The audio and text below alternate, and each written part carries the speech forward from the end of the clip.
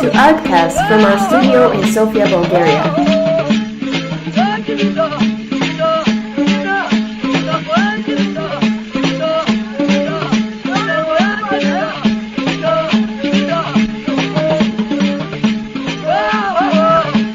You're listening to ARTCAST from our studio in Sofia, Bulgaria.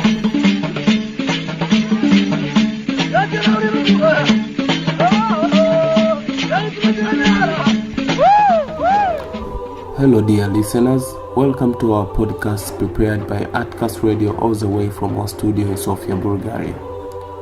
My name is Gudran Columbus Monyika. I'm an African from Tanzania, and our topic today is African culture and art. Which kind of culture and art I want you to get to know and understand about it is African culture and art. This is a very wide topic because Africa is the second largest and populous continent in the world. So today we will just hear some few interesting facts about Africa, art, culture and tradition, which will probably open people's mind with new knowledge about African culture, art and tradition, especially to those who didn't know anything about Africa and those who knows everything which is wrong about Africa. You are all welcome to listen. Special thanks to our main sponsor of ARTCAST-Radio, Erasmus Plus. You're listening to ARTCAST from our studio in Sofia, Bulgaria. Before we continue with our topic, let's hear some interesting facts about Africa. To the rest of the world, it seems to be one gigantic country where South Africa is the capital and the people speak one language. But Africa is a continent with 54 countries where each has its own, usually variety of languages. Why don't we go on a brief ride on this together? My name is this other guy and this is Africa Interesting Facts. There are several different theories regarding the origin of the name Africa. Most etymologists believe the name is derived from Afri, the title for a group of people who dwelt in North Africa near Carthage around the 3rd century BC, and Ka, the Roman suffix for country or land. Ancient Greeks and Romans originally used the term Africa to apply only to the northern region of the continent. In Latin, the word Africa means sunny, and the word Afrique in Greek means without cold. Africa is the second largest continent in the world by area, covering 44,391,162 square kilometers in area. You can fit all of China, USA, India, and a large part of Europe in Africa combined. Being the second largest continent by population as well, Africa has more than 1 billion people, and they speak, by estimates, close to 2,000 languages. None of those languages is called African. Just like any other continent, Africans don't all know each other, and we don't all speak Swahili. Arabic in various dialects is the most common language spoken in Africa, and most Africans are fluent or conversant in more than one language. There are more French-speaking people in the whole continent of Africa than in France. Africa is not Sahara Desert or a wide stretch of rainforest.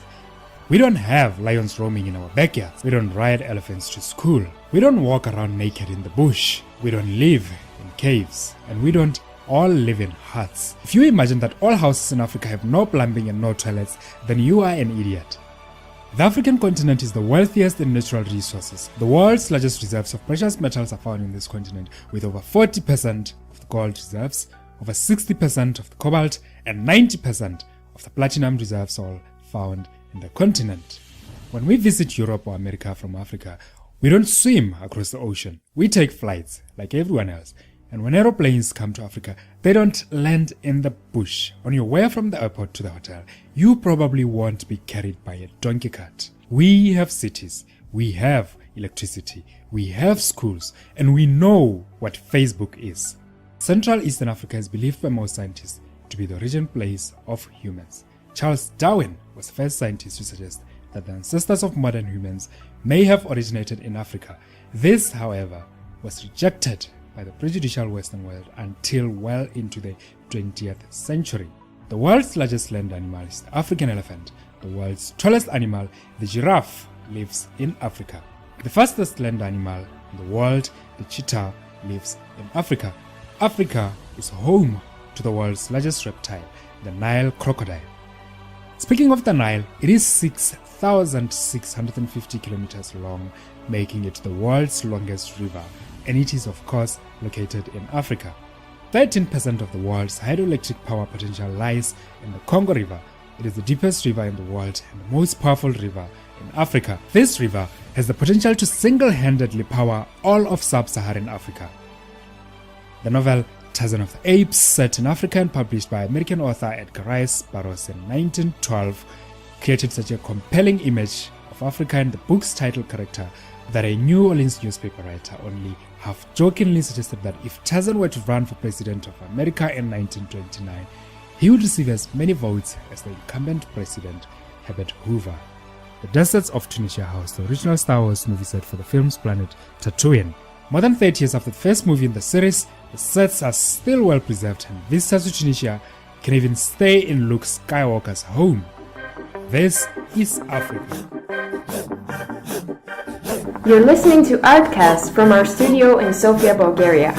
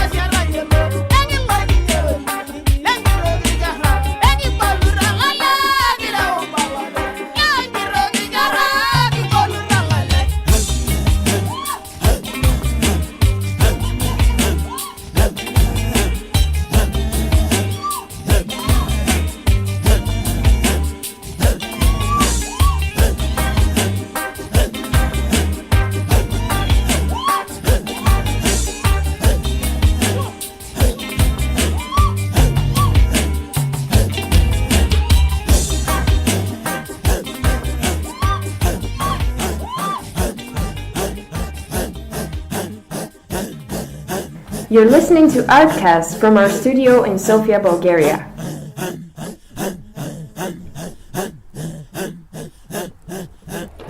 Africa is a continent steeped in tradition derived from ancient as well as modern influences. The culture of Africa is varied and manifold. It's a product of the diverse population that today inhabit the continent of Africa and African diaspora. It has been affected by both internal and external forces. Art and craft have a rich tradition in Africa. African art and craft include sculpture, painting, pottery, ceremonial, religious, headgears, and many more. African culture beliefs, African religion including animism, spiritual beliefs, witchcraft, and shamanism. Let's get to know some of these African religion and beliefs, starting with animism. Animism encompasses the belief that there is no separation between the spiritual and physical world, and soul or spirit exist, not only in human but also in some animals, plants, rocks, geographical features such as mountains or rivers, and other entities of natural environment including thunder, winds, shadow, and sun. Shamanism is another kind of religion in Africa. Shamanism is another kind of religion belief in Africa. It's a religious practice that involves a person who practices it to reach altered state of consciousness in order to perceive and interact with the spirit world and channel these transcendental energies into this world.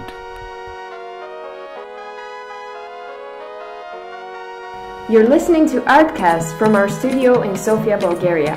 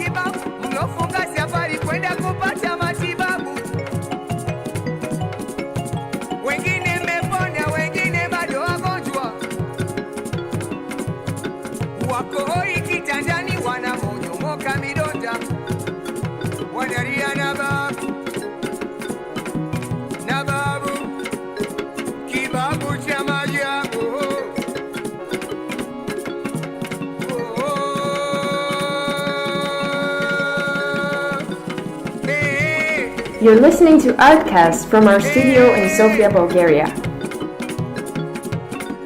Are you ready? Akulam sikia hii babake Najim wasewa wifi kochi Semwako Bipin Arishifileshi Kibabu cha maajabu Mwenyezi Mungu ajagiza nyie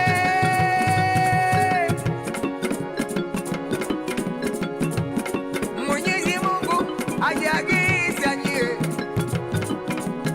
na wala kushusha neno kama atakuja babu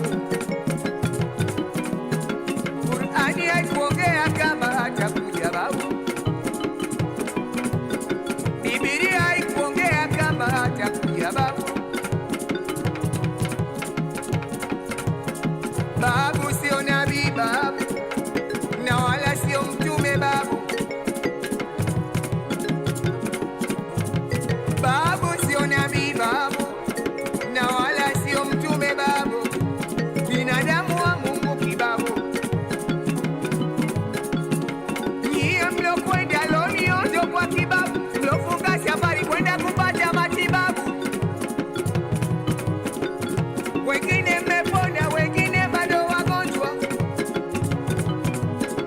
Wako kitandani wanamong'onyoka midonda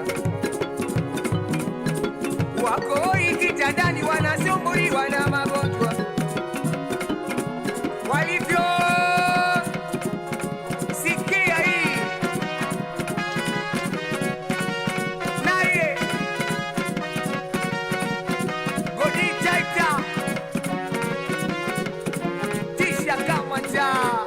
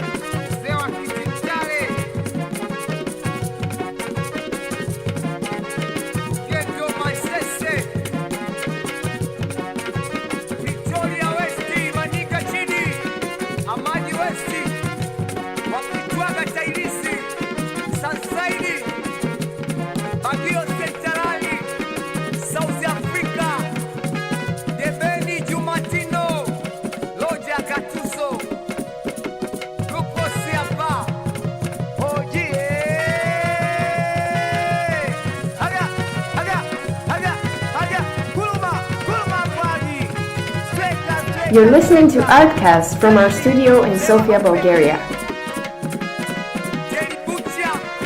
South Africa, Victoria. Kailisi, Tumamangula, Modabi, Prison.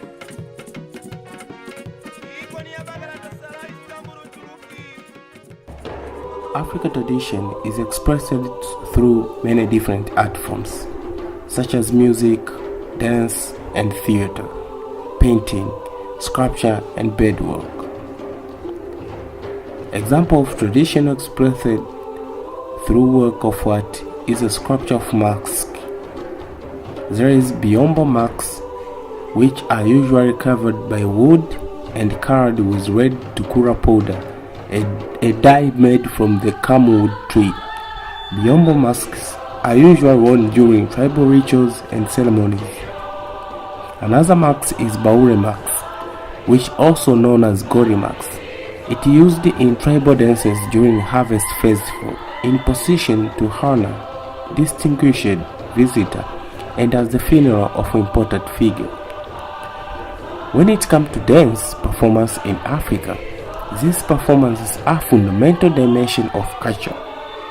Whether taken as a practice of everyday life or family event, performance are events in which knowledge is produced. People sit and reflect and then perceive perspectives of and adverse.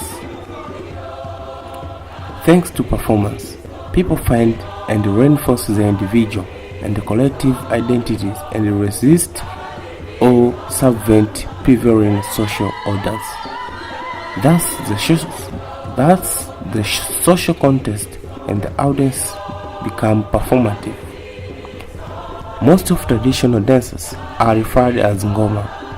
This is a Swahili word which also used in various Central and Southern African language. May denote a drum as instrument, a dance, or entire musical event. You may dance a ngoma, you may pray a ngoma, you may go to an ngoma, and also you may have an ngoma enacted for you. Some of medical practitioners who believe that their patient is plagued by spirits may arrange a therapeutic ngoma for them. African culture traditional dress. In Africa, there is a lot of cultural dressing style. Here is just two popular cultural dresses for men and women. Starting with kanga. This is a colorful garment worn by women and occasionally by men throughout the African Great Lakes regions. Some tailors use kanga to make shirt, blouse, trouser, skirt for both men and women. And the second is kanzu. This is a white or cream colored robe worn by men in Africa Great Lake region again. It is an ankle or floor-length garment usually worn during specific occasions and ceremonies.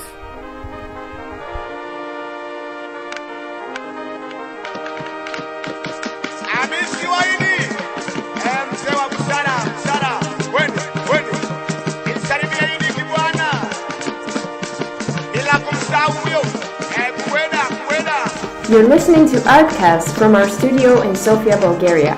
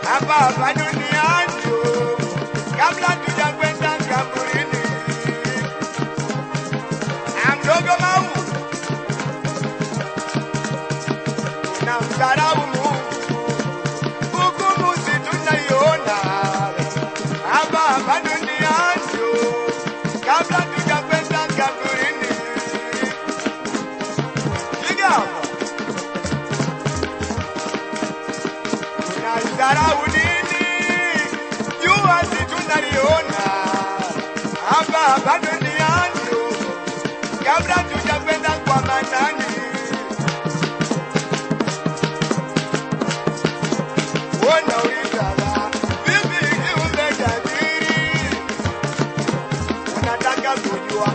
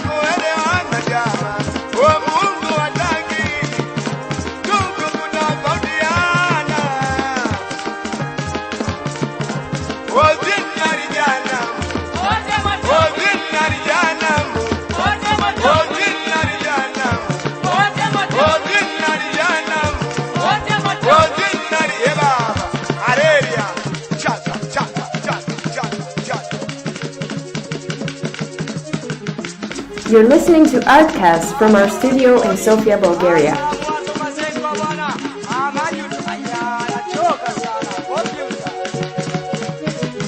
Wapi Mama Dula wapi hivi kipala nachoka sana.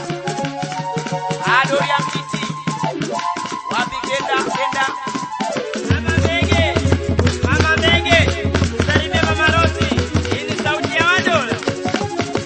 Wapi mema ujubi anakusalimia bibi hapa, anakuambia kitu juu ya kitu, we acha konge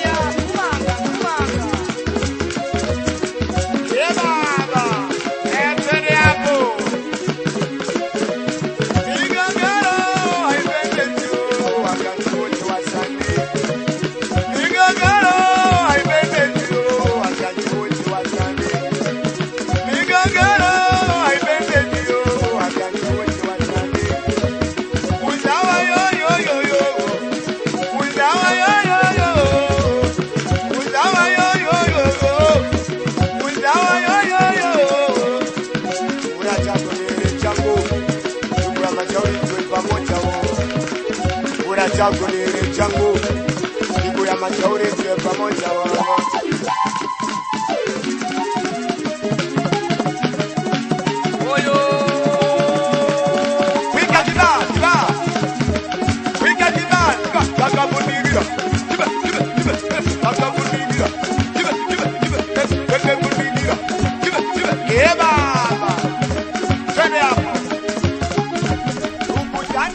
Despite of having those beautiful and unique arts, culture and tradition, in African history, our culture was somehow destroyed in 19th century during the scramble for Africa by Europeans, which led to colonialism until 1950s when African countries started to get their independence. The impact of it was too high.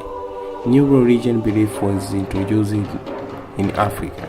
Example, Christianity, new dressing styles, new languages like French, English and Portuguese, new art form like orchestral music, dance style, Europe kind of theater and so on. Both came with positive and negative impact to African arts and culture. The main problem here is in 21st century, where Africans suffer. The problem here is that still in this 21st century, still Africa suffer with neocolonialism, which make people forget about their indigenous culture and art form. Only few communities in Africa, especially in rural areas, still practice and preserve their culture, tradition and arts. Thanks for listening to this podcast. It is me, your host, Gudrun Monika from ARTCAST-Radio, Bulgaria. Please follow us on social medias as Open Space Foundation on Facebook and Instagram, without forgetting to subscribe our YouTube channel, Open Space Foundation, for more podcasts from our radio ARTCAST. Thanks and bye.